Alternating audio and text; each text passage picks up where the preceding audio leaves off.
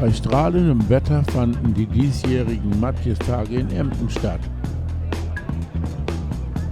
Für das maritime Flair sorgten zahlreiche Shantychöre.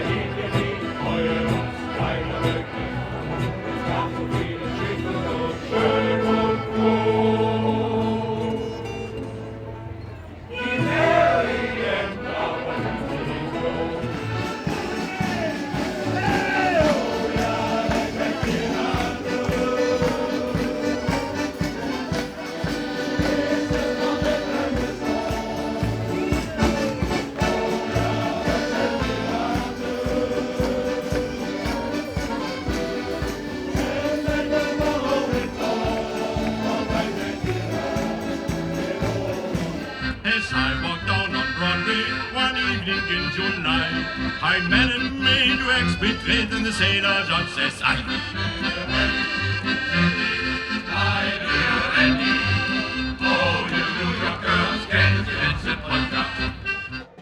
Verstärkt wurden sie durch Trommlerinnen, die sich lautstark bemerkbar machten.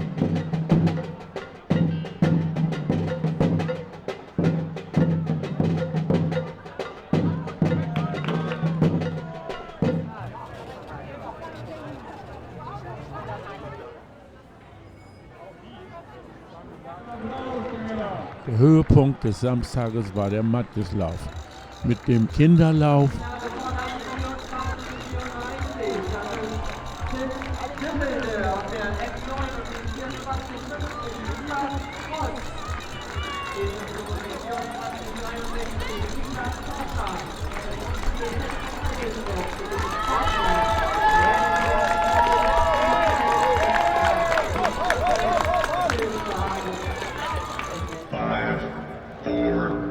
und dem Firmenlauf, an dem über 1000 Leute teilnahmen.